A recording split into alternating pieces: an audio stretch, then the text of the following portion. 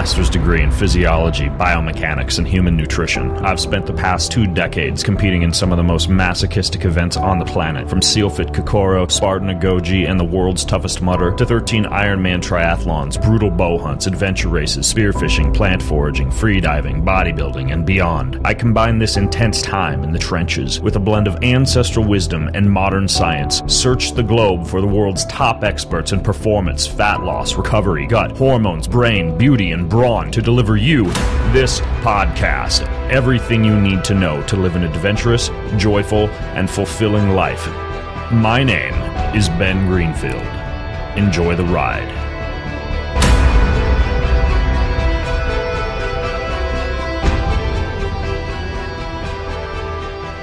So I have actually known for more than that now, 3 years, that I am genetically predisposed to higher than normal blood sugar and insulin levels. Pre-type 2 diabetes, if you will. My chances of getting type 2 diabetes are much larger than the chances of the general population. And I just know that from the genetic testing that I'd done. In this case, it was a 23andMe test. I've since moved on, if you listen to the podcast, to more advanced genetic tests. For example, you can go to listen to my one with Kareem Danani on the Nutrients test, in which they analyze more SNPs, but I digress. Anyway, since I learned that, I began taking something at night that would drive my carbohydrate more readily into my muscle tissue for storage for the next day's workout, improve my insulin sensitivity, ease the load on my pancreas, ease the load on my liver, and even help me to digest food and alcohol better, particularly carbohydrate food or food that has sugar in it. And I save all of that for the end of the day. I sleep better when I have those carbs at night, and I get a better serotonin release. I'm refilled for the next day's workout. It just works. Plus, dinner is the more social meal, so it works out well to be able to eat more ad libitum at dinner. Anyways, what I take anytime I'm going to have carbohydrates with dinner before every evening meal for the past 3 years is bitter melon extract mixed with rock lotus extract. Bitter melon extract mixed with rock lotus extract. And those are actually the 2 primary ingredients in my supplement Lean, which is exactly what I take 2 capsules of every night before dinner, and it's over at Kion. It's called Kion Lean. You can get it at getkion.com. That's getkion.com. And the code that you can use is BenLean10 to get 10% off. So it's getkion.com, BenLean10. 2 totally natural ingredients. That's all that's in it, and they work like gangbusters. This podcast is also brought to you by the following ingredients that are all packed into one mighty jar: organic pomegranate juice, cranberry powder, blueberry powder, raspberry powder, strawberry powder, beetroot powder, cordyceps powder, reishi, acai, rhodiola, and Siberian ginseng. If you listen to this podcast, you know that each and every one of those allows you to get benefits similar to what you get if you were to, say, use EPO to build your red blood cells illegally, but this stuff does it naturally, and you can make a smoothie out of it. It's called Organifi Red Juice. Organifi Red Juice. Not only is it a bunch of anti-aging ingredients, but a bunch of ingredients you can take pre-workout, no caffeine, no sugar, huge pick-me-up. It literally, you can watch the vasodilation, the pump occur if you take this stuff before a workout. It's also really good in smoothies. I like to blend it with some of Organifi's green juice, but it's made by Organifi. It's called their red juice, and you can get a 20% discount on this stuff if you go to Organifi.com. That's Organifi with an I, Organifi.com, and discount code GREENFIELD will automatically give you 20% off of anything from Organifi. But I recommend you check out this red juice, or even get their red juice, green juice bundle for the holidays, because it's Christmassy colors, so you got to do that. So it's Organifi.com with an I, and use code GREENFIELD. Hey folks, it's Ben Greenfield, and it's actually been a little while since I have mentioned or talked much about a new self-quantification device that came to market a couple of years ago called the Whoop. And when the Whoop first showed up in the self-quant scene, it kind of took the world by storm because it could do skin conductivity, it had accelerometer data, it could do continuous HRV monitoring, kind of continuous monitoring of the cardiac autonomic nervous system related to recovery and training status and training readiness, and then also was able to delve into things like pulse oximetry or your oxygenation, body temperature, respiration, and kind of a unique what's called a 3-axis accelerometer that allowed it to get really accurate data along with some really accurate temperature sensors and touch sensors. Now, since I first interviewed the scientists over at Whoop about their device, they've actually been kind of working behind the scenes on some really interesting research studies, including some sleep studies, some performance studies, some recovery studies. So I thought it'd be high time to get their founder and CEO back on the call to talk a little bit about self-quantification in general and what's some of the emerging technology in the field that goes way above and beyond, the whole like Fitbit, Jawbone, how many steps did I take today thing, and is ultimately something more along the lines of what pro athletes and a lot of professional sports teams are using.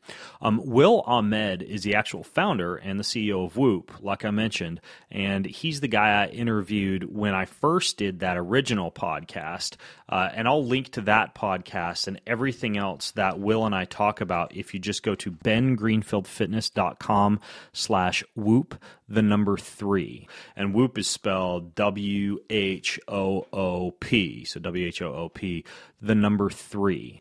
And Will has actually done a lot of work with a bunch of cardiologists, technologists, marketers, designers, engineers. He was named to the Forbes 30 Under 30. He was named in the Boston Business Journal 40 Under 40. He's a real go-getter. He captained the Harvard men's varsity squash team. So he's got that whole like preppy sports thing going on. I don't know. You probably have your hair slicked back and you're wearing like a sweater around your neck right now, Will. That's the way I'm making you sound. Yeah, I'm not sure about that, yeah, but I appreciate everything else you've said. Full on Ivy League, baby. So how you doing, man? I'm great, Ben. Thank you for having me. Good. And I know you've got a pretty unique device and some unique things going on over there. And dude, I just want to jump right in. So before we kind of get to some of the new things and also some of the questions I've gotten about the Whoop, like I've received some concerns about like the lighting on it or the EMF or, whether or not it produces dirty electricity, all those things that my electronically orthorexic fans like to ask me about. I'm curious. Yeah, we'll get into the weeds on that. Yeah, let's get into the weeds on it for sure. But can you give me, for the people who didn't hear the original podcast and just need a little bit of background going into this one, just the basic overview of the Whoop in general and why it's different when it comes to a self-quantification device? And before you do, I should mention to folks it's a wrist device. I know folks have heard me talk about like a ring before. I know there's other things like embeddable chips. This is not that advanced, but it's a wristband device. So that being said, Will, go ahead and kind of spell this thing out for us in terms of what it actually does. You got it. I mean, our mission at Whoop is really to unlock human performance. We believe that every individual's got an inner potential that you can tap into if you can better understand their physiology. And so we set out to build technology really across hardware, software, and analytics that's designed to understand the human body. And I got into this space personally because I was always into sports and exercise. I was playing squash at Harvard, as you mentioned, and I generally felt like I didn't know what I was doing to my body while I was training. And so I got very interested in physiology. How could you understand the human body? How could you prevent overtraining, undertraining? What does it take to really optimize or peak on a given day? Those were some of the questions that I set out to answer. This probably was 6 or 7 years ago as a student at Harvard. And I ultimately ended up reading something like 500 medical papers. And I wrote a thesis around how I thought you could continuously understand the human body. And a lot of that research, coupled with my co-founder, John Capalupo, who was one of the best mathematicians in the country at the time, and also his father turns out to be a professor of exercise physiology. we had a real overlap around physiology. He had the technical chops to do some things from a sensing standpoint that hadn't been done before. And I had a vision for how we could build a product for coaches and athletes and beyond. And so today, we're fortunate to work with hundreds of the best sports properties in the world. We do work at the highest level with Navy SEALs and special operations, special forces. We work with Fortune 500 CEOs. We work with fitness enthusiasts. We work with even just executives who generally want to better understand their body. And we're doing all sorts of different research initiatives. Yeah, but so does like Fitbit and Jawbone, some of these other companies. They can make the same claims, and I'm just curious, like why it is that Whoop would be different than devices like that. Well, to be clear, I mean, they can't make the same claims in that they're working with some of the clientele I just mentioned. And the reason that we're able to work with the folks that I just mentioned is really our focus on understanding three core parameters about the body. So Whoop is really designed to understand strain, recovery, and sleep. And within each of those parameters, we're collecting a lot of data. I think you can understand strain through the lens of, how much exercise or stress body in a given day. And you can understand recovery through the lens of how prepared or how ready is your body to take strain on. And the reason that we've been able to measure these data points so accurately, I think, has been our focus on collecting data. So we sample across 5 different sensors 100 times a second. We collect about 100 megabytes of data on a person per day. If you compare that to, say, an Apple Watch or a Fitbit, they're collecting data at 1 hertz or 10 hertz. So, on a given day, we're collecting 100 times more data than one of those products or some of the other wearables that you mentioned. And by collecting that much data, we're able to have a really accurate and granular understanding of the body as a result. And that in turn actually, gives you a lot of the actionable insights. One thing that you and I both share a passion for is understanding heart rate variability. So Whoop was really the first wrist-worn heart rate monitor to be able to measure heart rate variability continuously. And we have a lot of intellectual property around that phenomenon. You mean like 24/7? Yeah, 24/7. Well, what I was going to ask you, and maybe you were getting into this, but I want to get into the weeds as far as how it's able to do that, like what's different in terms of the sensing devices, and also what actual metrics are being measured to give me like a strain score, or what were the other ones you said? You got strain, recovery, and sleep. Strain, recovery, and sleep. Main pillars of the system. Yeah. What's feeding into those, and why are the sensors any different?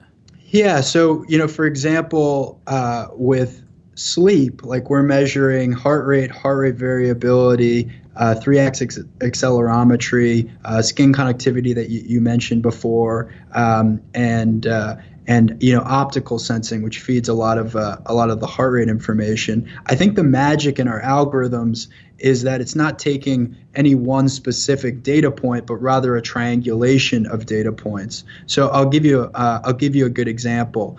So the difference between lying on a couch with a low resting heart rate and no movement, and actually sleeping on a bed with a low resting heart rate and no movement, is that when you fall asleep, your core temperature drops. And in the process, you emit heat, and you emit it instantaneously. And so by measuring galvanic skin response, we're actually able to pick that up immediately. And so that's one of the things that feeds into our algorithm, for example, around sleep latency. Now, if we had just measured motion and resting heart rate, we wouldn't have been able to do that. But by adding a third data point, we're able to fine-tune and analyze that quite accurately. So that's just one example of how these different things feed off each other. The thing that we've filed a lot of IP around is actually our measurement of heart rate variability. So Whoop measures heart rate variability 24/7. We're the only product to do that. And there's a lot of reasons, by the way, not to do that, right? It's a ton of data that you're collecting. You have to transmit that data from a sensor to your phone to the cloud. In the process, it's requiring a lot of battery usage. So if a product like an Apple Watch wanted to collect that much heart rate variability, it would have like a 10-minute battery life along with all the other things that they're doing, right?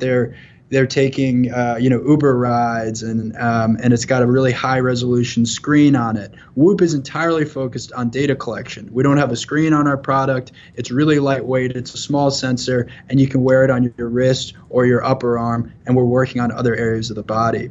Now, recovery, I would say, is the single most important thing that we measure, probably the single most important thing that people get out of the system.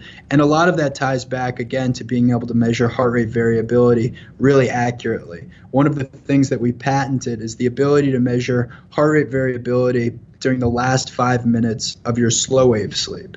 And we do that every single night, and then we compare the exact data point to your own personal data points. The challenge with some of the other technology that's been on the market, for example, a chest strap, is that, and you've probably done this before, right? Where you put a chest strap on to measure heart rate variability. Do you know what I'm talking about? Yeah, I'll use like the like I have the Nature Beat app that'll pair to a Polar H6, or it'll pair to like a Viva heart rate monitor, and that's something that'll roll over in bed sometimes to do, so that I can look at the difference between sympathetic and parasympathetic nervous system rather than just a general HRV score.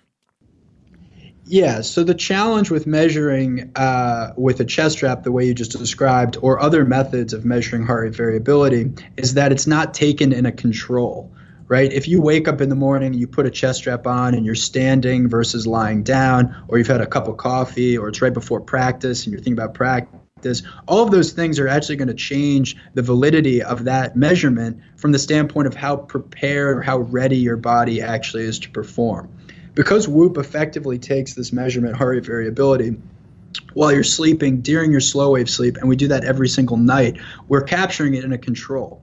And that gives us the ability to really analyze its status on your body and the true status of your autonomic nervous system. So we look at a 3-day and 30-day moving average compared to your statistic last night, and that in turn actually gives us a really good understanding of how ready your body is. Okay, got it. And then regarding the sleep, what is going on there? Like is there anything unique that you're using that enables you to simulate what one might get if they were to go to a sleep lab, for example? And have you done any accuracy testing on the sleep measurements? Yeah, we have done accuracy testings within a sleep laboratory. We've done, I think, over 250 sleep studies to date, where you have an individual in a sleep lab wearing the PSG equipment, which is considered the gold standard for measuring sleep. And what's interesting is that a PSG puts out information, and then two human beings score that data. And human beings, even scoring the gold standard, agree with each other 78% of the time. And if you look at Whoop data alongside that, we're at 76%. So it's almost indistinguishable from a PSG sleep laboratory experience. That's how accurate our sleep monitoring is. And if you actually go pretty deep on the data, you'll get a really, really nice lens into understanding how you sleep. So we measure everything from the hours of sleep that you got. We look at the quality, so the amount of time that you spent in REM versus slow wave versus light awake. As you know, and as your audience knows, like getting a lot of REM sleep is a lot more valuable than getting a lot of light sleep. So just the distinguishing factor there being that we can actually measure the different stages of your sleep. We look at sleep latency, so that's the amount of time that it takes to fall asleep. We look at disturbances, so over the course of the night, how many times did you toss and turn? Did you wake up? Folks who have sleep apnea have really, really high sleep disturbance markers, so that'll be something that triggers on our product. Now, mind you, we don't directly measure for sleep apnea, but my point is that if you have a sleeping condition, it will undoubtedly show up in our data to the point where you'll be like, okay, I need to go get checked out. And that level of accuracy just hasn't been seen before in the market. And I think it's why, I think it's why we're the official recovery wearable of the NFL Players Association. We beat out 300 other companies to be the official recovery wearable. We're being distributed to every player in the NFL right now. And I think that's, one demonstration. The fact that we work with the Navy SEALs and some of these other high-end performers. Again, we had to compete with a large number of products to get these contracts. We had to go through a lot of third-party validation testing. So, it's been an exciting journey. Okay, so that's actually something I wanted to ask you about, and I think this is a perfect segue from the sleep portion, is when we did our last podcast, I know some people reached out to me, and they pointed out the fact that when you're asleep, and when this thing is measuring you, it emits this light. It's like a greenish light on the backside of the device. You can't see it, but it's obviously up against your skin. And since you have photoreceptors on your skin, one of my concerns, and the concerns of some of these folks who reached out to me, was that this could disrupt sleep cycles, because we know that there are studies that in areas of high blood flow, like one of the more popular studies or well-known studies was the one in which they shone a small light on the back of the knee in the popliteal area where there's a high amount of blood flow and also photoreceptors, and this disrupted people's circadian rhythm. And so I'm curious what you found in terms of the Whoop, whether that light can be disabled, or what your feelings are as far as that light that it produces while you're asleep. Yeah, it's a good question. And just generally speaking, there's a lot of information out there about the negatives associated with light while you're sleeping. Blue light is really the specific frequency that stimulates your IPRGC, which is intrinsically photosensitive retinal ganglion cells. And as you know, those are the ones that tell your circadian rhythm that it's daytime. And these cells have the sole purpose of really telling your body to wake up. Now, the thing to understand is that the IPRGC are in your eyes. So this is why it's recommended not to stare at a cell phone or like a television before you go to bed. You want to filter out blue light. There's a whole big movement around that. Now, there's two pieces of good news from the Whoop perspective. Like, fortunately, Whoop emits green light, which has a different frequency and is less capable of stimulating these cells and interfere with your sleep. The other thing is, like, from the point of view of actually seeing light, if you're wearing your Whoop strap correctly, then you literally can't see any light. Whoop sits snugly on your wrist, and there's no light emission to the eye.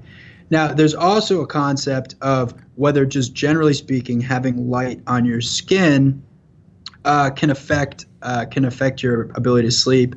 And there's no studies to suggest that light on the skin is problematic at the green light frequency that we use. What is problematic is if you've got light on the body that's at the UV spectrum, which I think is much closer to the study that you mentioned. So we haven't seen it as an issue either from the standpoint of seeing light or from the standpoint of having it shine on your body. Okay, so the main takeaway message that I think I'm getting the impression you're getting across is the fact that it's a green light versus a blue light? Green light versus blue light's a huge difference because those are different frequencies. And then the second piece is just the concept of seeing light versus having it emit on your body. The consequences for seeing light are much more consequential because then it's triggering the IPRGC, those cells that I mentioned, which tell your circadian rhythm that it's daytime.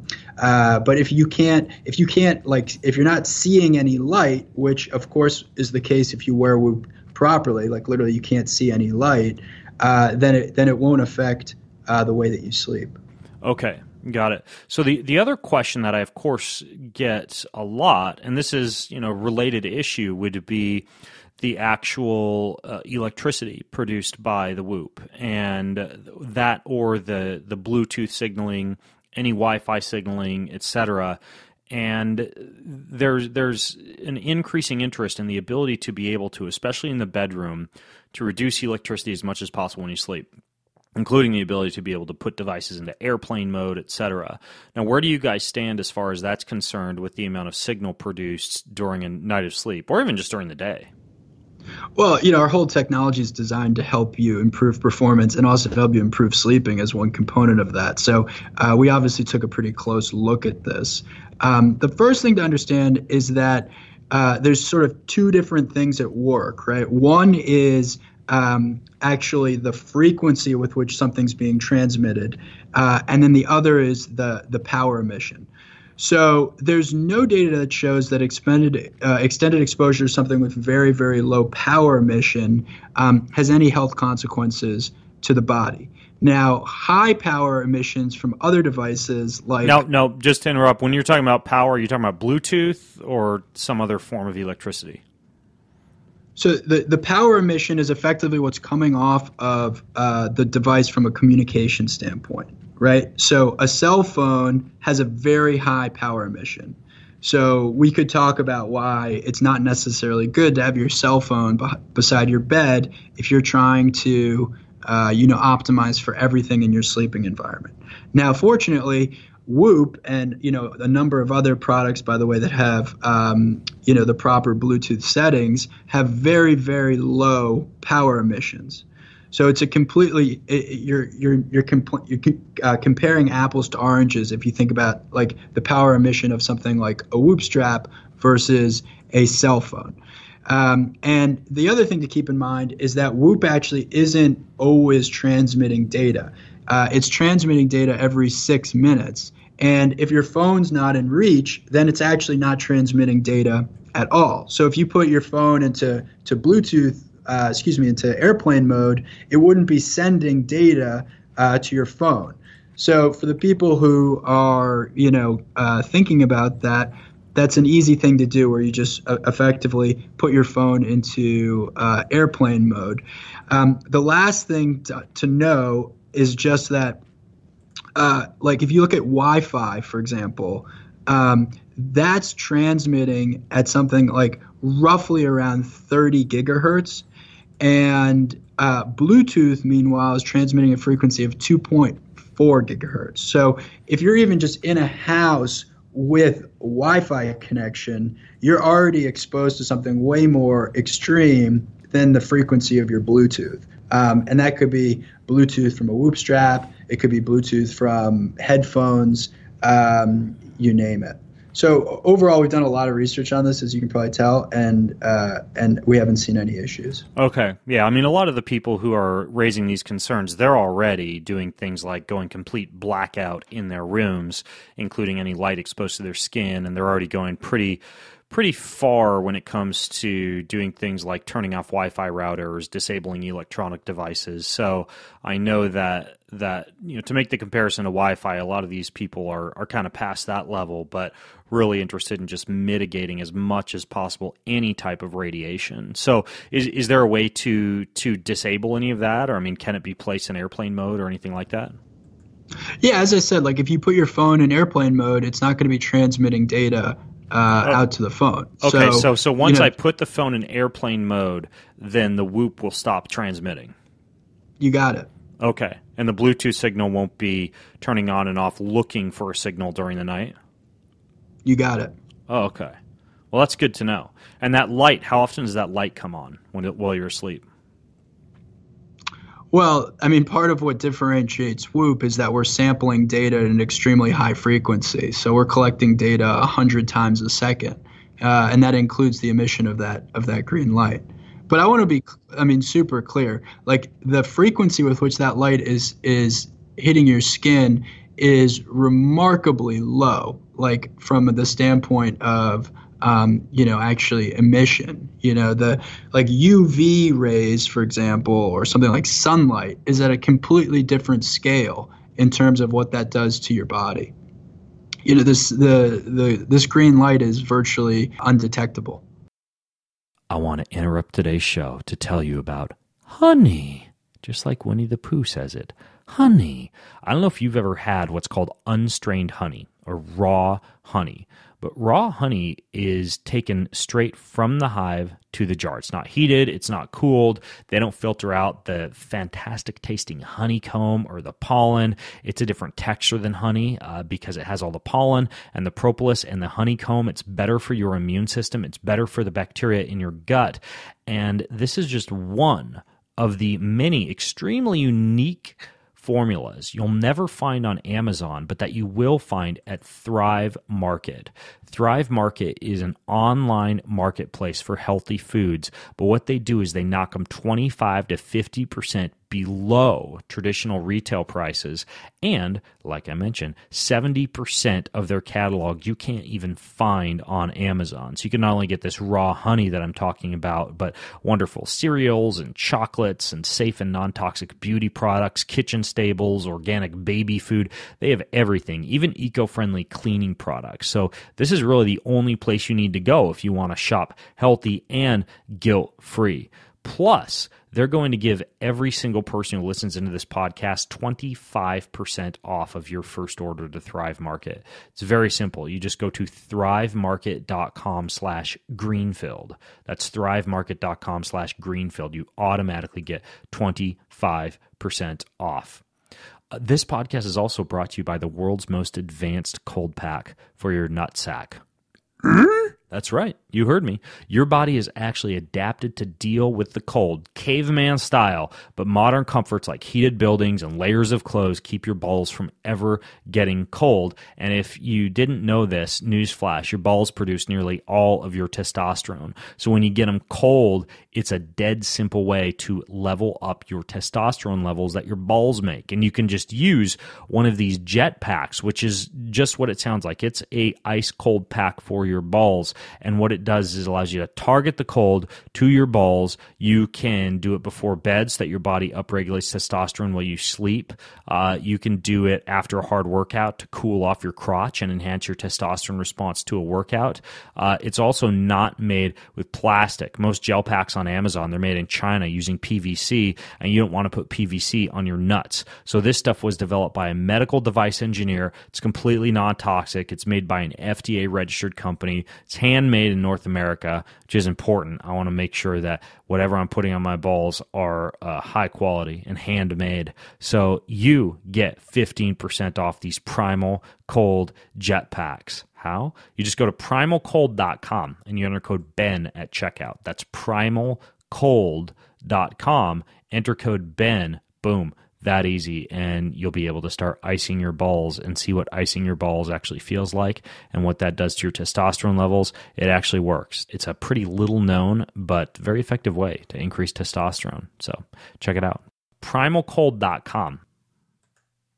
Okay, well that actually allays a lot of my concerns when it comes to the lighting and the Bluetooth component, especially the fact that's not going to transmit if my phone's actually in airplane mode. And then you wake up and it'll just do a data dump to your phone once you do turn your phone on and connect it via Bluetooth. Exactly. Okay, cool. Got it.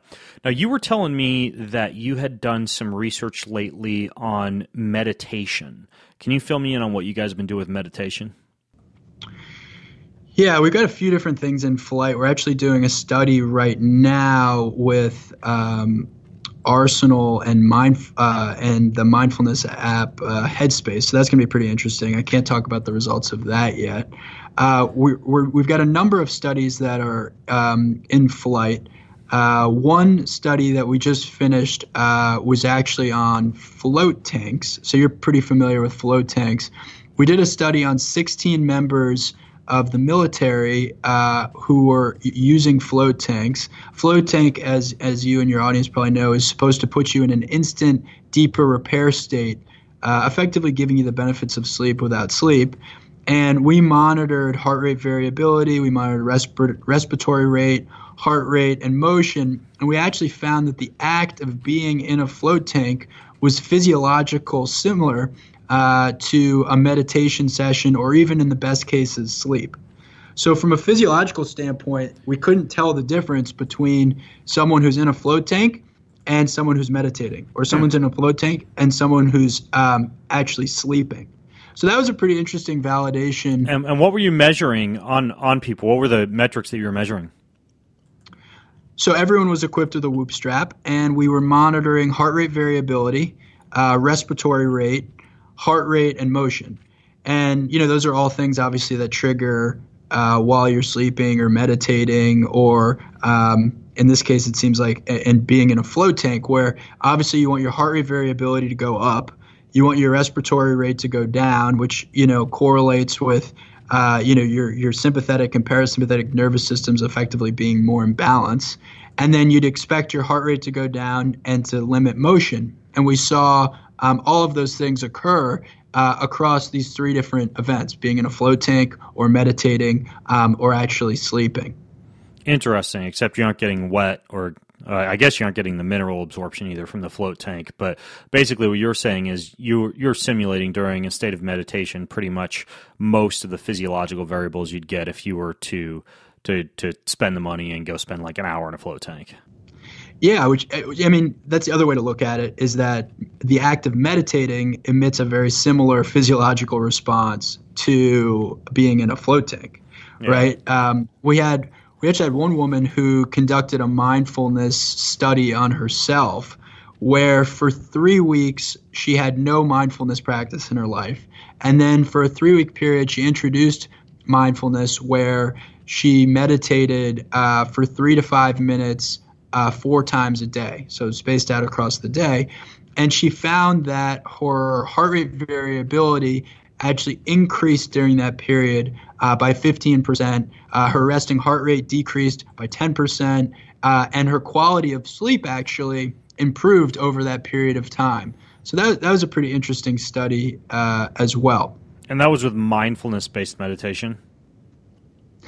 Yeah, so we're talking about a shorter meditation period, something like 3 to 5 minutes, occurring 4 times a day.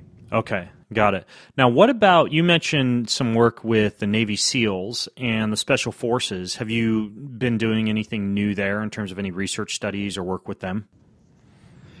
Yeah, we've actually had some fascinating work there. We've been expanding really across all of Special Forces. And a lot of that, obviously you have to keep confidential. We did one fascinating study with the U.S. Explosive Ordnance Division. So, these are like the total hero badasses, like the characters from Hurt Locker, who are actually going out there in enormous suits and disrupting bombs or taking them apart, right?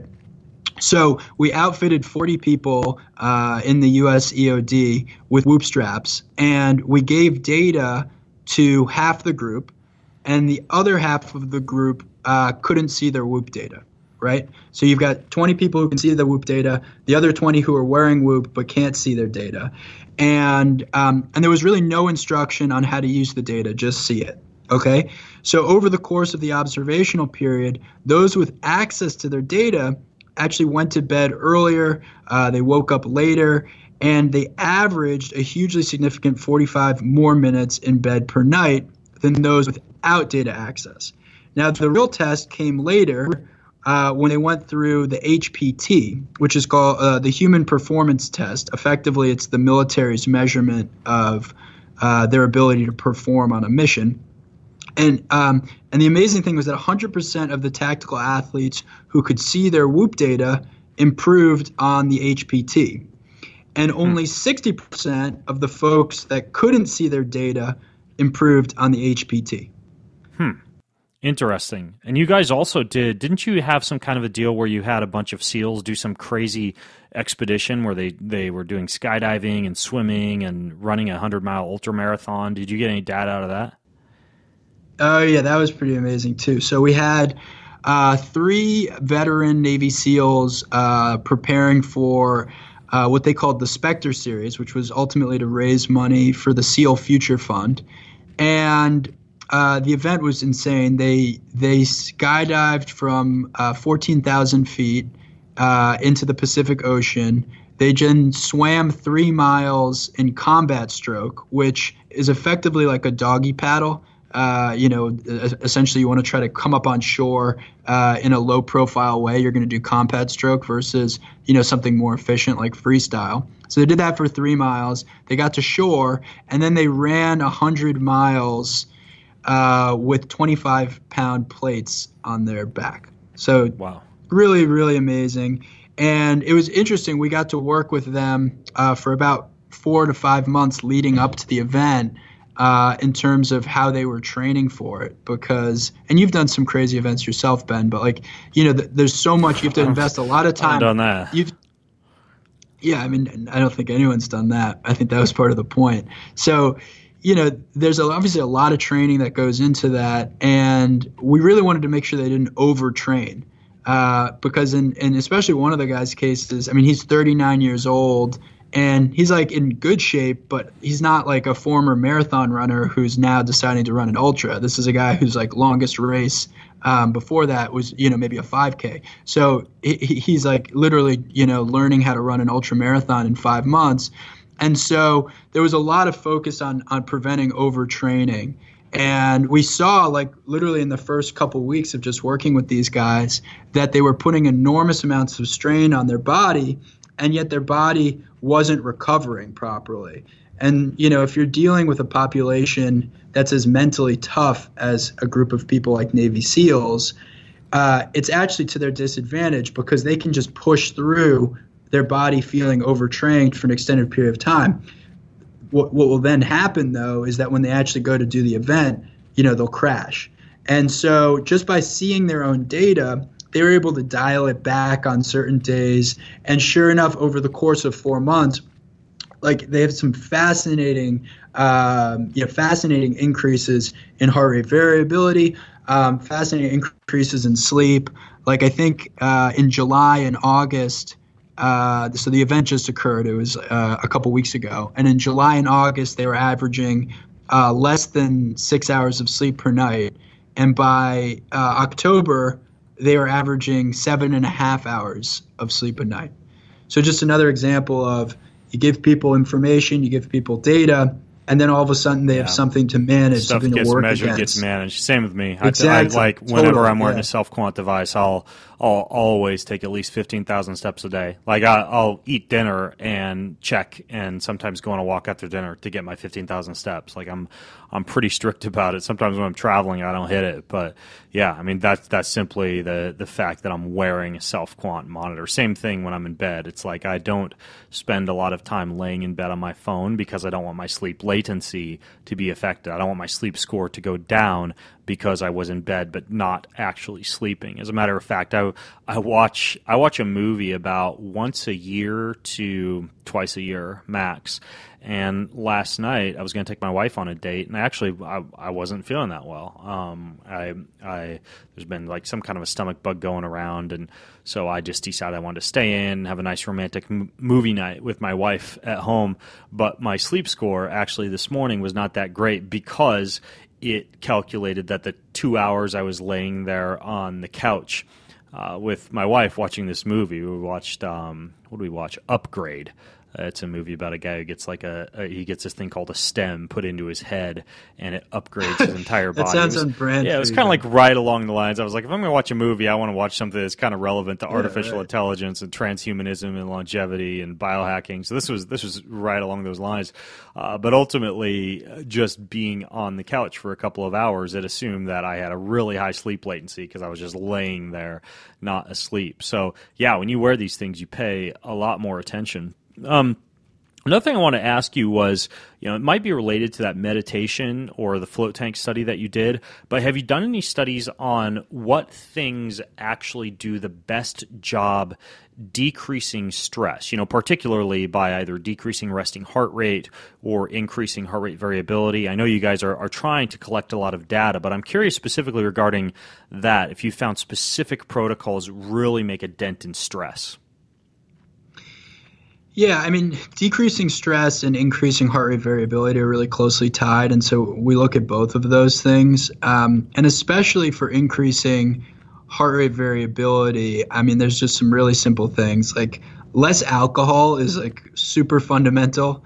And mind you, we measure some of these things because people can report in our app whether they consumed alcohol, caffeine after a certain period of time. We're starting to do more around hydration. Anyway, generally speaking, we've seen less alcohol. That's really fundamental. No caffeine after 4 p.m. makes a big difference for sleep, which in turn increases heart rate variability. Exercise is really good, just period. But it's important not to overtrain or undertrain. So we found that Whoop users, for example, who listen to their recovery, that's the score we give people in the morning saying how ready their body is effectively.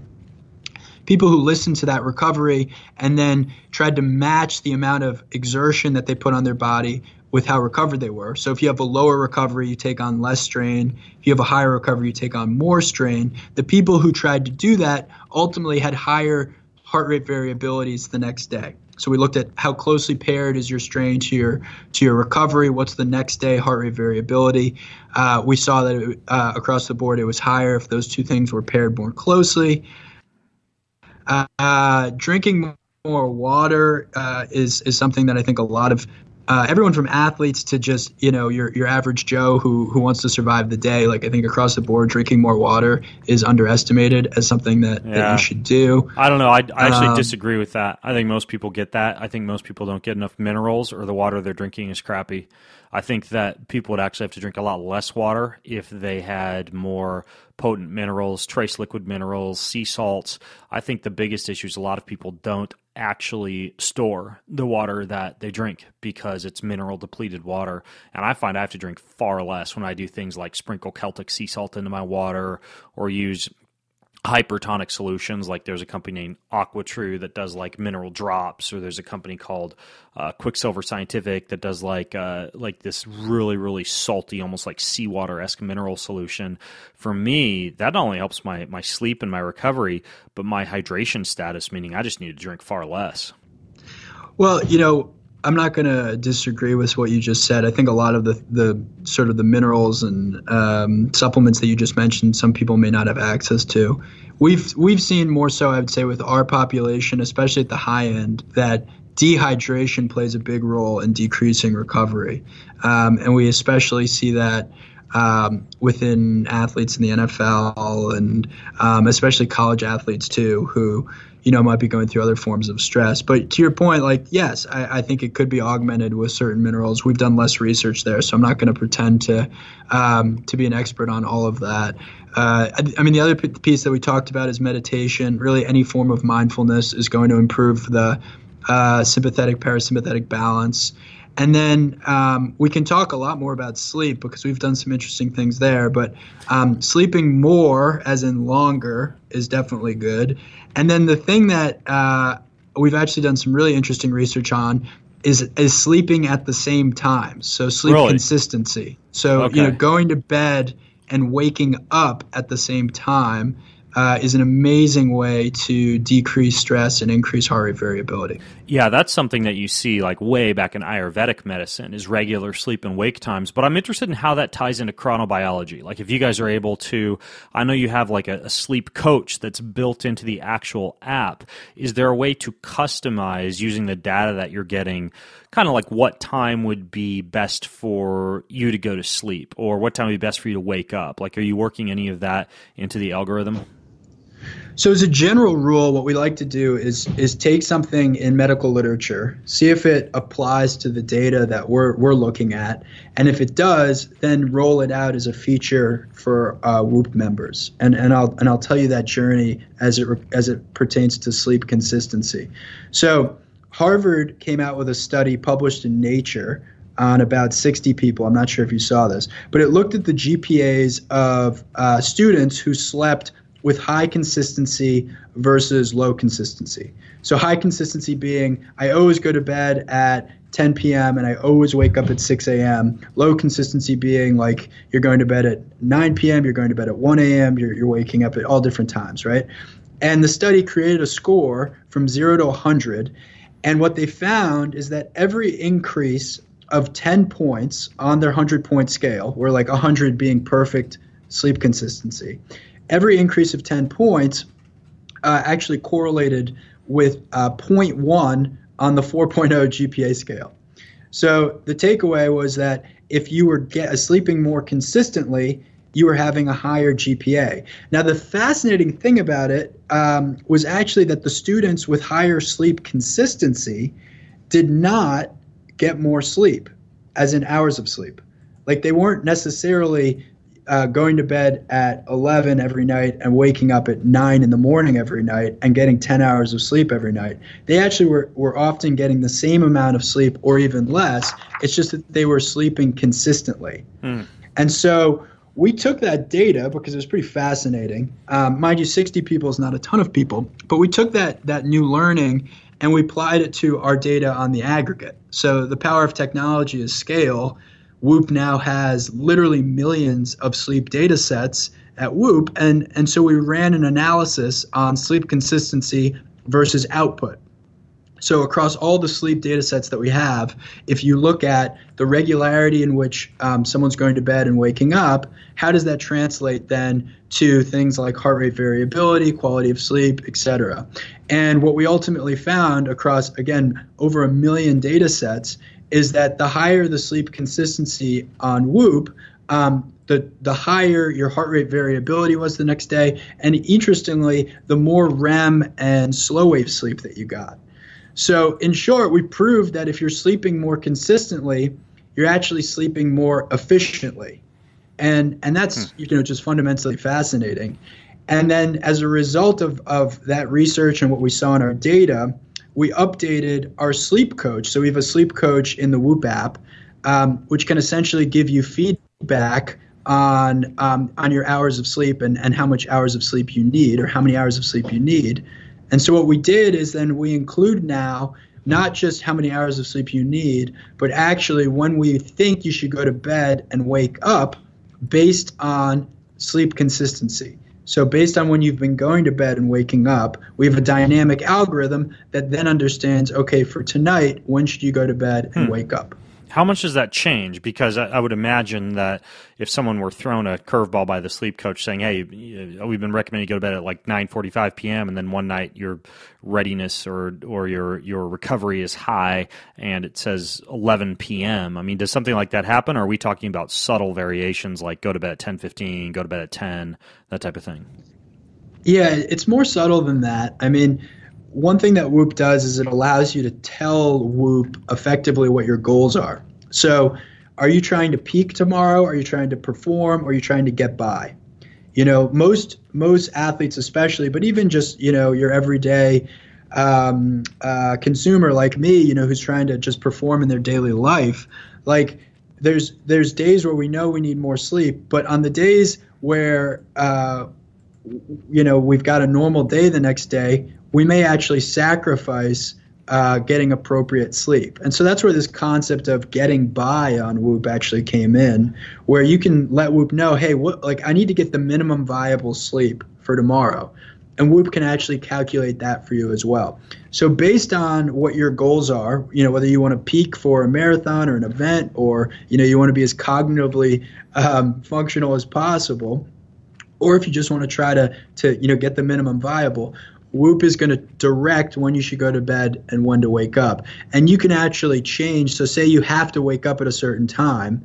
You could say, okay, I have to wake up at 5:45. I've got a flight, blah, blah, blah. And Whoop will then back out of that when you need to go to bed based, again, on sleep consistency and how many hours of sleep you need. So it's a fairly dynamic system. And as a result, we've seen that within 4 months, Whoop users are getting over 40 minutes more sleep per night. Now, does it take into account napping? Yeah, absolutely. So another thing that we measure is sleep need, which is a dynamic calculation of, based on the amount of stress you've put on your body or strain, based on the sleep debt that's accumulated on your body, and based on who you are. So like, Ben Greenfield gets 7 hours of sleep. Will Ahmed normally gets 8 hours of sleep.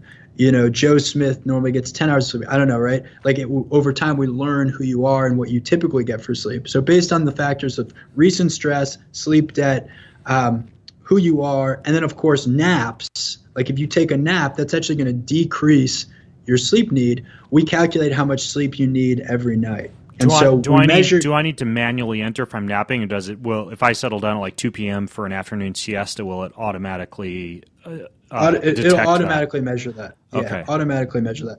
I mean, the idea behind Whoop is that you just wear Whoop. It doesn't have a screen. It's measuring all these things in the background, and then it's just automatically giving you analysis when you need it. And you can, dive into the Whoop app, or you can dive into the web app, and at any time really understand the status of your body. And it's been really rewarding just to see how people have used that information to improve. How does this work with coaches who are working with athletes, or with personal trainers who are working with clients? Are they able to actually aggregate and view or compare each of the athletes or each of the clients' data? Yeah, as part of our new Whoop offering as a membership, there's a big community component. So you can actually join teams with like-minded Whoop members. If you've got, half a dozen friends on Whoop, you can create a team with them and look at each other's information. If you've got a personal trainer who you want to have access to the data, that's something we do. And then at the high-end level, we're working with a professional sports team, the coach, the general manager, the trainers, they'll all have different data access levels. The athletes will share that information with the different constituencies. And as a result, you can then make dynamic decisions around, okay, how hard should practice today? Or, okay, who should be playing in the game today? Should they have less minutes or more minutes? And that's, in some ways how we're trying to help and influence sports. Okay, got it. The membership thing, though, I think the last time that we talked, the Whoop was like $500, and it's way less now. I think it's like $100 and something. How much is it? $180 to begin. Yep. Okay, so $180, and then you kind of like have this membership access on the website to be able to do these kind of comparisons you're talking about, to join up with other clubs or teams or like-minded people. Yeah. Okay, so why does it cost so much less now? Well, we ultimately found that people were so hooked on the product over time that there was an opportunity to lower the entry point and really create a membership around it. So, you pay 6 months down up front for $180. You get access to incredible hardware, same hardware that's being used by all of these phenomenal top performers that we talked about.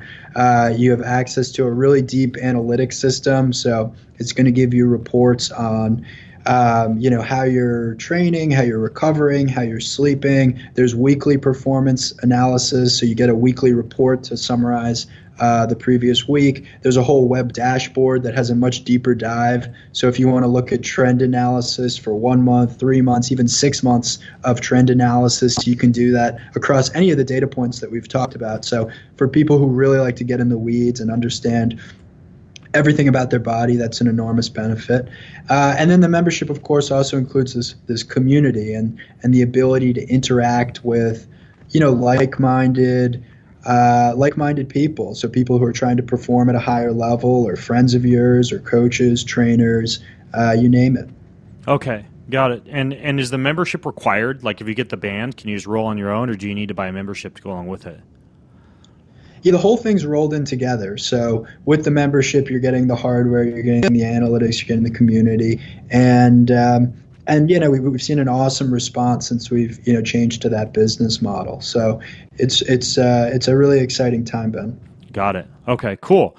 Well, this is really cool. I mean, there's a lot going on with this band, and especially for people who, I know there are other devices out there. I've talked about how I used the Ring before, and, there's, of course, embeddable chips, which I alluded to earlier, which not a lot of folks are doing now. But, if you don't like to wear something on your hand while you're working out and you'd rather go with a wristband, if you want to try out something that has more of like this sleep coach option, this is a very unique way to be able to self-quantify, and I keep my eyes on the whole self-quantification realm pretty intensively, and I do like the Whoop as the go-to option if you're looking for a wristband for self-quantification. So I own one, and these things do actually work. They collect really good data, and the sleep data is particularly impressive. So hopefully, for those of you who are wondering, thanks, Ben. I appreciate that. Yeah, for people who are worried about the light and the electricity, hopefully this kind of fills you in on how all that works as well. And of course,